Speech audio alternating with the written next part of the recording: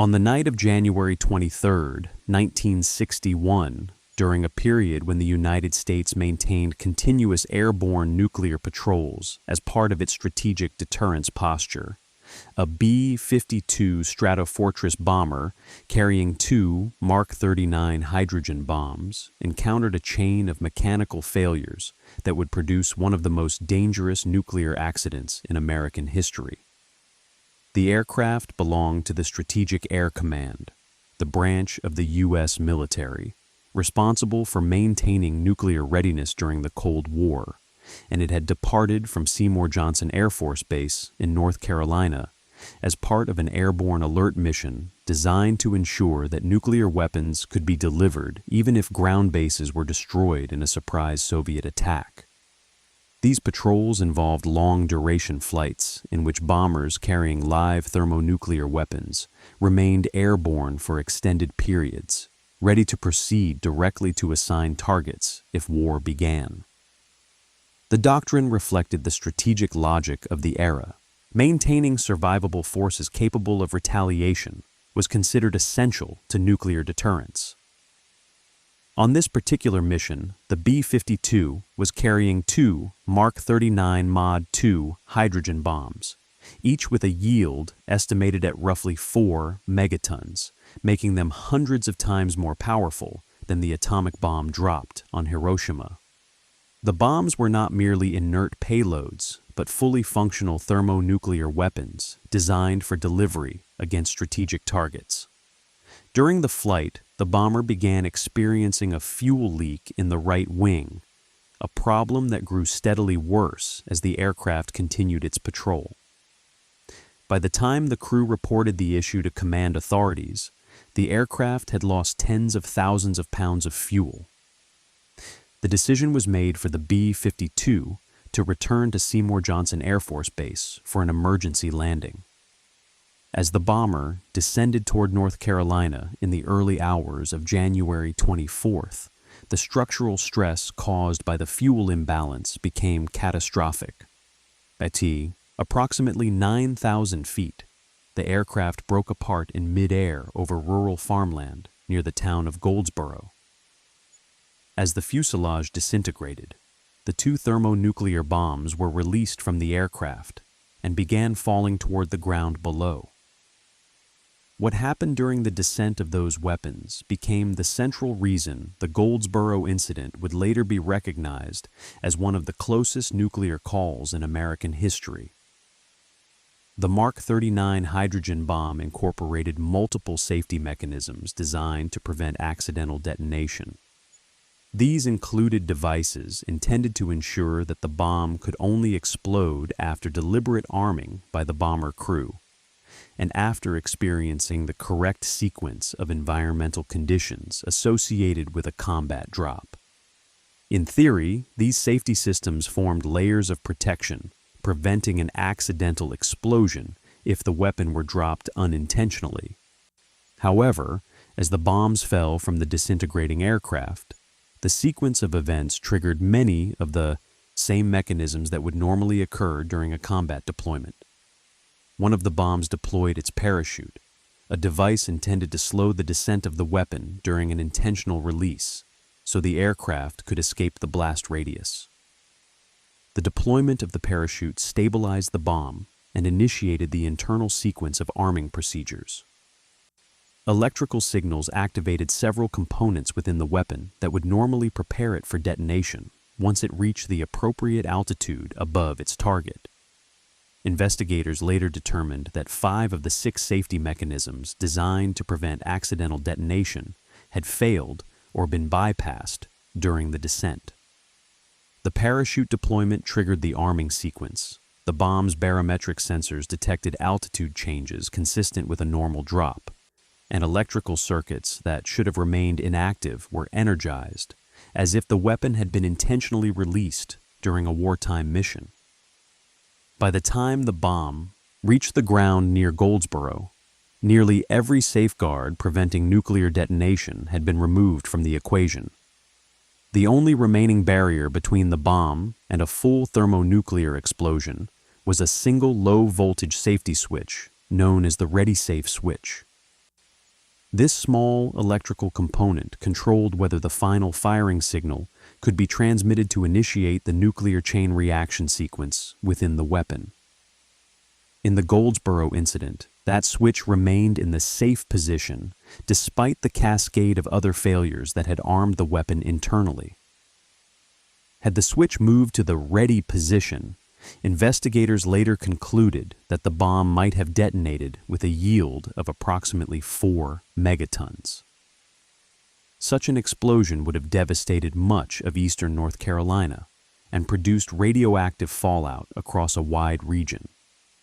At the time, however, the full extent of what had nearly occurred remained classified. The immediate priority following the crash was to locate and secure the weapons before their components could be damaged or exposed to public attention. Military personnel and emergency teams quickly arrived in the farmland surrounding the crash site, where debris from the B-52 had been scattered across several miles.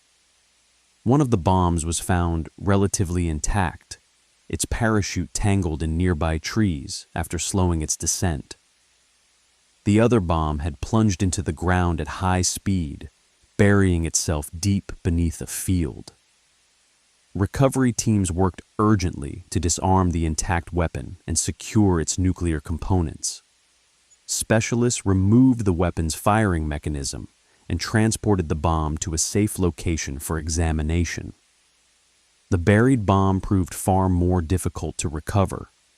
Its impact had driven it deep into soft soil, leaving portions of the weapon inaccessible.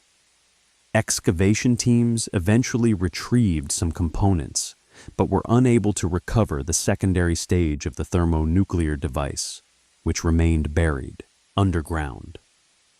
The Air Force ultimately purchased an easement over the property to prevent future excavation at the site. Official reports at the time minimized the seriousness of the accident, describing it as a conventional crash in which nuclear weapons had been safely recovered without risk of detonation. The details of the internal safety failures were classified, and the public remained unaware of how close the incident had come to a catastrophic nuclear explosion. Within the military and nuclear weapons laboratories, however, the Goldsboro accident triggered extensive internal investigations. Engineers analyzed the sequence of events that had occurred during the bomb's descent, focusing particularly on how the arming mechanisms had been activated despite the absence of deliberate crew input. The findings revealed that the design of the Mark 39 weapon allowed certain electrical circuits to become energized if the bomb experienced environmental conditions similar to those of a combat drop. In the chaotic breakup of the aircraft, the weapon had effectively followed the same sequence of steps it would have during a normal deployment. Parachute deployment, altitude sensing, and power activation had all proceeded as if the weapon were being intentionally delivered against a target. The fact that 5 of 6 safety mechanisms had been bypassed raised serious questions about the reliability of nuclear weapon safeguards during that era. Although the ready-safe switch ultimately prevented detonation, investigators concluded that the weapon had come dangerously close to exploding. These conclusions remained confined to classified reports circulated among defense officials and nuclear weapons engineers. For decades, the Goldsboro incident remained largely unknown outside specialized military circles. Public accounts of nuclear accidents occasionally reference the crash, but the specific details about the weapon's internal arming sequence and the near failure of its safety mechanisms were not widely disclosed. The culture of secrecy surrounding nuclear weapons during the Cold War meant that incidents involving strategic systems were rarely discussed openly. Only fragments of information emerged through occasional declassified documents or investigative journalism. It was not until the early 21st century that the full scope of the near disaster became widely known. In 2013, newly declassified documents obtained through the Freedom of Information Act confirmed what internal investigators had concluded decades earlier. The hydrogen bomb that fell near Goldsboro had armed itself almost completely during its descent. The documents revealed that the final safeguard preventing detonation had been a single low-voltage switch, essentially a simple electrical component standing between North Carolina and a 4-megaton nuclear explosion. The revelation stunned many observers because it illustrated how the safety systems governing nuclear weapons during the early Cold War were not as robust as the public had been led to believe. Strategic Air Command had routinely flown aircraft carrying live nuclear weapons over American territory as part of its deterrence posture. These missions were considered necessary to ensure that bombers could survive a surprise attack and still deliver nuclear retaliation. Yet the Goldsboro accident demonstrated that the combination of airborne patrols, mechanical failure, and imperfect safety systems could produce situations in which catastrophic detonation was narrowly avoided. The chain of events that unfolded above a rural North Carolina town in January 1961 revealed how complex nuclear weapon systems designed for use in global conflict could interact unpredictably with the physical stresses of an aircraft accident. For more than 50 years, the full implications of that night remained hidden within classified archives, known only to a small group of engineers and defense officials who understood just how close the United States had come to detonating a thermonuclear weapon over its own territory.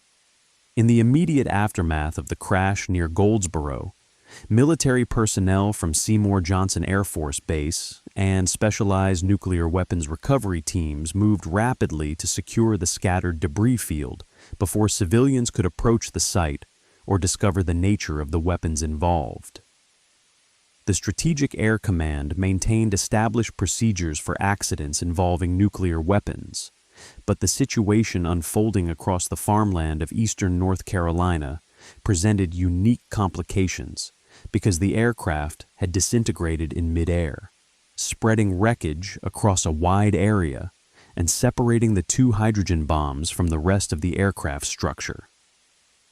7 of the 8 crew members aboard the B-52 managed to escape the breakup by parachute, though one crewman was killed during the crash.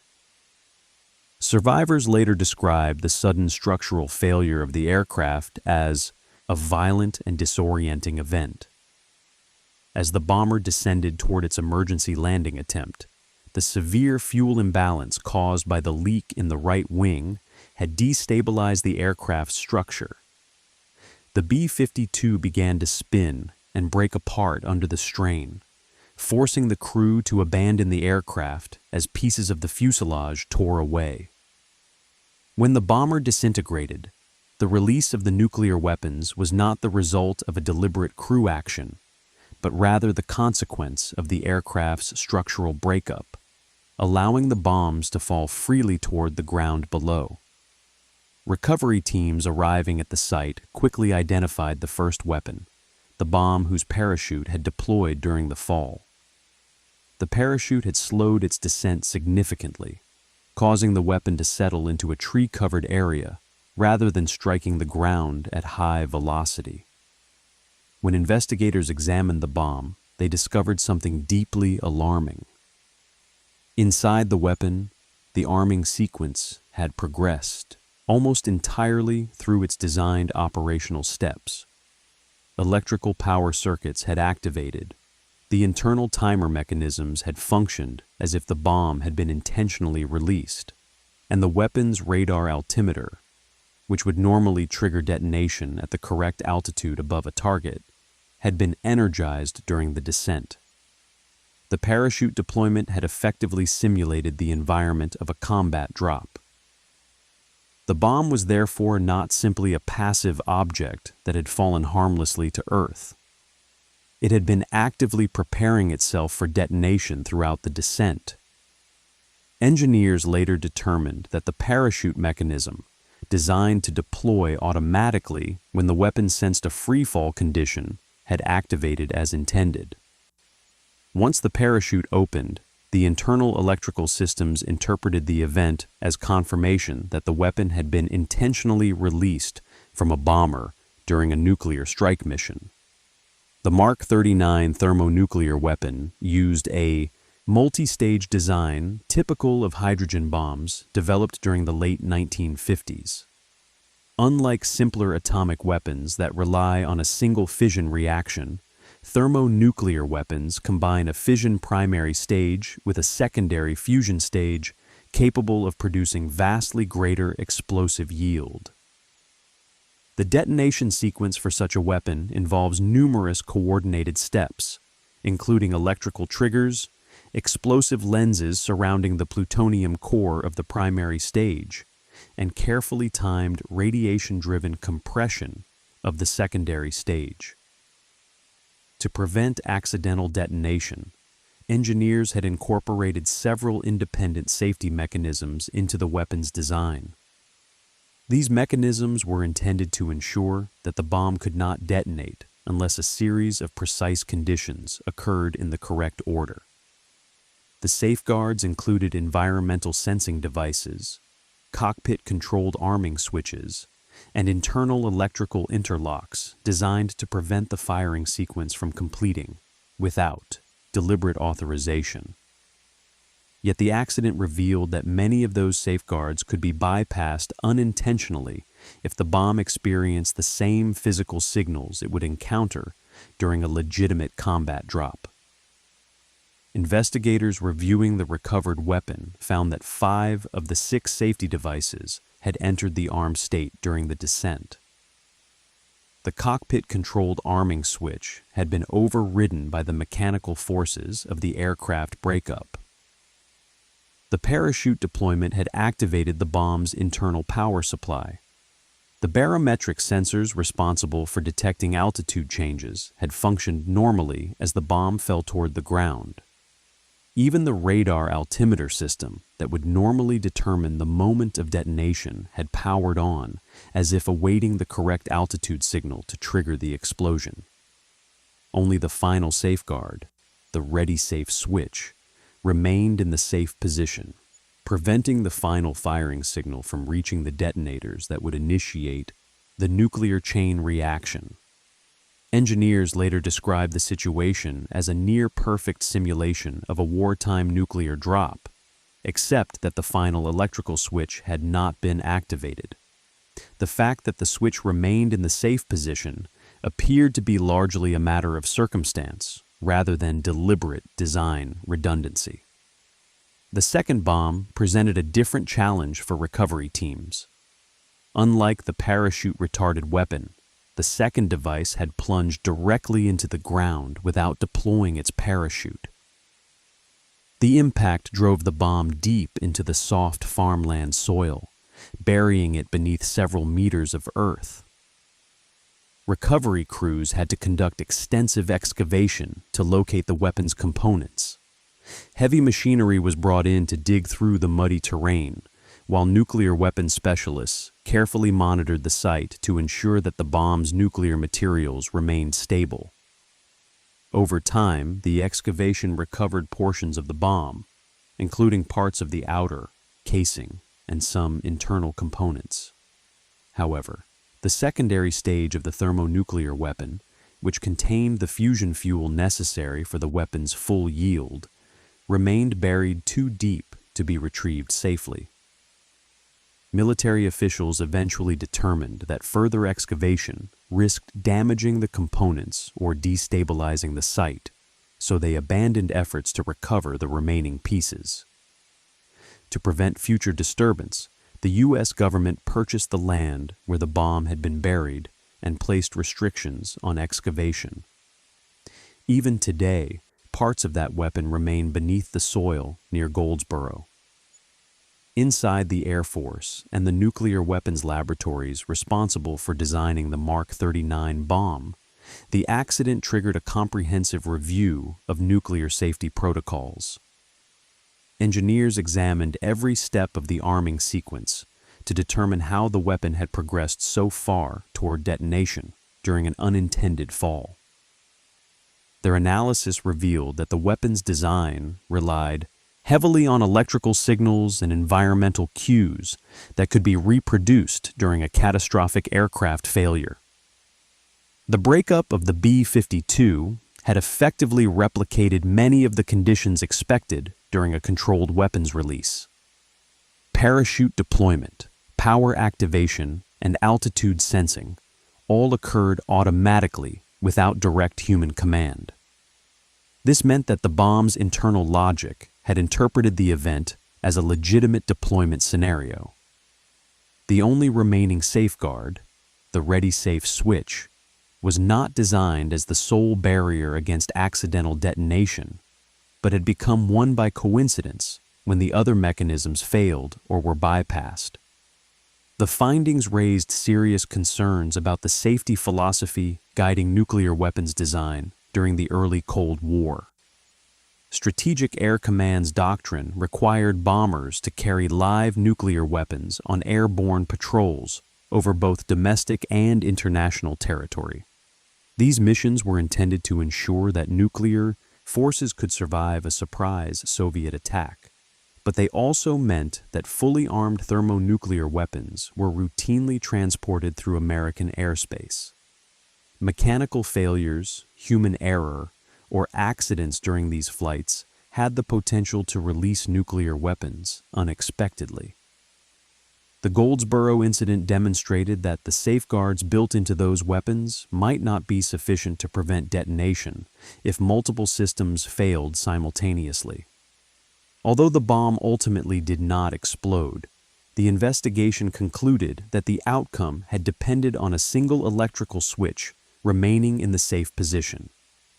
Despite the seriousness of these findings, the details remained classified for decades. Public statements issued by the Air Force described the accident as a crash involving nuclear weapons that had been safely recovered without danger to the population. The internal reports discussing the failure of the weapons safety mechanisms were restricted to defense officials and engineers working within the nuclear weapons program. For the residents of the rural communities surrounding Goldsboro, the accident became a local memory of a military crash rather than a narrowly avoided nuclear catastrophe. Farmers continued to work fields not far from where the bombs had fallen, unaware that one of the most powerful weapons ever built had nearly detonated above their homes. The full significance of what had occurred would remain hidden in classified archives until the gradual declassification of Cold War documents began revealing the true story many decades later. Inside the laboratories responsible for designing and maintaining the United States nuclear arsenal, the Goldsboro accident prompted a level of internal scrutiny that was rarely discussed publicly, but carried significant implications for how nuclear weapon safety would evolve during the following decades. Engineers at Sandia National Laboratories, the institution responsible for the non-nuclear components and safety mechanisms of American nuclear weapons, undertook detailed technical analysis of the Mark 39 bomb involved in the incident. Their task was to reconstruct the precise chain of events that had occurred from the moment the B-52 began breaking apart to the point when the parachute-retarded weapon came to rest in a field outside Goldsboro. Investigators examined recovered components, electrical circuitry, and telemetry indicators to determine which internal systems had activated and why. What they discovered reinforced the alarming conclusion already suspected during the initial recovery. The bomb had effectively completed almost the entire arming process while falling through the atmosphere. Electrical power had been enabled inside the weapon. The parachute deployment had triggered environmental sensing systems, and the radar altimeter, normally responsible for determining the correct altitude for detonation, had been powered and ready. The weapon was, in operational terms, essentially one step away from completing its firing sequence. The ready-safe switch that prevented the final signal from reaching the detonation circuitry was a relatively simple component in the overall design of the weapon. It functioned as a final gating mechanism in the electrical system, ensuring that power could not reach the firing set unless the switch had been deliberately moved to the ready position by the bomber crew.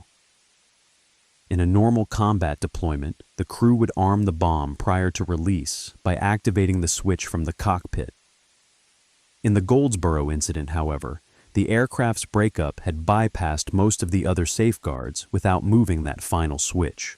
The fact that the switch remained in the safe position meant that the firing signal required to initiate the nuclear chain reaction never reached the detonators surrounding the plutonium core of the primary stage. Engineers later concluded that if the switch had been set differently, either by accident before the aircraft broke apart or by mechanical damage during the crash, the bomb could have detonated with its full thermonuclear yield. Given the bomb's estimated 4-megaton explosive power, such a detonation would have been one of the largest nuclear explosions ever recorded. The potential consequences of such an explosion over North Carolina were studied carefully in classified assessments prepared by military analysts. A 4-megaton detonation would have produced a fireball several miles across, instantly destroying everything within its immediate radius. The shockwave would have leveled structures across a wide area of eastern North Carolina, including towns and agricultural communities surrounding Goldsboro. Thermal radiation from the blast would have ignited fires across a region extending dozens of miles from the detonation point. Even communities farther away would have experienced severe damage from the pressure wave and resulting fires. In addition to the immediate destruction, radioactive fallout from the explosion would have spread across a large portion of the southeastern United States, depending on prevailing wind patterns. Although such scenarios were never released publicly at the time, internal planning documents made clear that the detonation of the Mark 39 bomb over American territory would have produced catastrophic consequences far beyond the immediate crash site. The implications of the accident extended beyond the immediate physical damage that might have occurred if the weapon had detonated. Within the defense establishment, the Goldsboro incident became part of a broader reassessment of how nuclear weapons were deployed, transported, and safeguarded during routine military operations. Throughout the late 1950s and early 1960s, Strategic Air Command maintained a doctrine that relied heavily on airborne alert missions, in which bombers equipped with live nuclear weapons flew continuous patrol routes near the borders of the Soviet Union. These missions were designed to guarantee that at least part of the U.S. nuclear force would remain airborne and capable of retaliatory strike even if Soviet missiles destroyed American air bases during a surprise attack. The strategy reflected the central logic of deterrence during the early Cold War. Survivability of nuclear forces was essential to maintaining credible retaliation capability.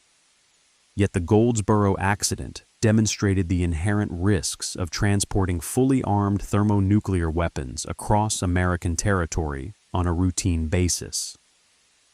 Mechanical failures, human error, or environmental conditions could produce accidents in which nuclear weapons were released unintentionally. Although the weapons incorporated safety mechanisms, the investigation revealed that those systems could fail under certain circumstances. As analysts studied the incident, attention focused on the design philosophy behind nuclear weapon safety systems of that era. Early thermonuclear weapons had been developed rapidly during a period of intense strategic competition between the United States and the Soviet Union. Engineering priorities emphasized reliability and readiness for combat use, ensuring that the weapons would function exactly as intended if deployed during a nuclear strike. Safety features existed, but were not always designed with the assumption that a weapon might experience the chaotic conditions of an aircraft breakup, uncontrolled fall, or accidental release. The Mark 39 weapon carried aboard the B-52 in 1961 had been designed with several independent safeguards, yet the Goldsboro accident demonstrated that multiple systems could be activated simultaneously by environmental conditions rather than deliberate human action. The fact that 5 of 6 safeguards were effectively bypassed during the descent forced engineers to confront the possibility that similar vulnerabilities might exist in other weapons within the nuclear stockpile. In response, the U.S. military and the Department of Defense initiated efforts to improve nuclear weapons safety standards. One of the most significant developments in the years that followed was the expansion of permissive action links, commonly known as PALs. These electronic locking devices were designed to prevent nuclear weapons from being armed or detonated without the correct coded authorization. By requiring the entry of secure codes before a weapon could be fully activated, PAL systems introduced an additional layer of control that did not rely solely on mechanical switches or environmental sensors. Over time, newer generations of nuclear weapons incorporated more sophisticated safety technologies, including insensitive high explosives that were less likely to detonate accidentally, and strong-link weak-link electrical systems designed to ensure that critical firing signals could only be transmitted under very specific conditions. Although many of these innovations were developed gradually throughout the 1960s and 1970s, the Goldsboro incident remained one of the events frequently cited by engineers when discussing the need for improved safeguards. Despite the internal recognition of the near disaster, the public remained largely unaware of the full details for more than half a century. Official statements issued shortly after the crash described the incident in limited terms, emphasizing that nuclear weapons had been recovered and that no explosion had occurred. The internal technical reports analyzing the failure of the safety mechanisms were classified at high levels, preventing them from being released through routine public records requests. Even as interest in Cold War nuclear history grew during the late 20th century, the specifics of what had happened inside the Mark 39 bomb remained largely hidden within restricted archives.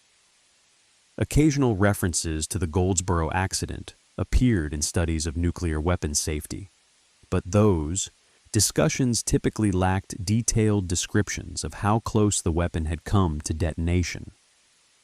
The situation changed in 2013 when investigative journalist Eric Schlosser obtained declassified documents through the Freedom of Information Act that shed new light on the internal investigation conducted after the accident. Among the documents was a previously classified memorandum written by a Sandia National Laboratories engineer, summarizing the results of the technical analysis. The memorandum confirmed that 5 of the 6 safety mechanisms designed to prevent accidental detonation had failed during the descent of the parachute-retarded bomb. The engineer's assessment concluded that the only remaining safeguard had been the low-voltage ready-safe switch that interrupted the final firing signal. The document made clear that if that switch had been in the armed position, the bomb could have detonated. When the memorandum became public, it provided the first official confirmation of how close the United States had come to detonating a thermonuclear weapon over its own territory in 1961. The revelation attracted widespread attention because it contradicted earlier public assurances that nuclear weapons deployed during the Cold War were protected by multiple layers of reliable safeguards. The Goldsboro accident suggested that, at least during the early decades of the nuclear age, the margin between safety and catastrophe could be alarmingly narrow. The incident also prompted renewed discussion among historians and policy analysts about how frequently nuclear weapons had been transported over populated areas during routine military operations. Strategic Air Command's Airborne Alert Program had operated continuously for years, with dozens of bombers carrying live nuclear weapons on patrol at any given time. Although the Goldsboro accident was one of the most dramatic examples of a near miss, it was not the only incident in which nuclear weapons were involved in accidents during the Cold War. Over time, declassified records revealed a number of events, sometimes referred to as broken arrow incidents, in which nuclear weapons were lost, damaged, or nearly detonated under unexpected circumstances. For the residents of eastern North Carolina, the crash of the B-52 near Goldsboro remained a historical curiosity long after the Cold War ended. Farmers continued to cultivate fields not far from the location where one of the bombs had buried itself deep underground. The U.S. government retained control of a small portion of land where the remaining components of the weapon were believed to remain buried, preventing excavation in the area.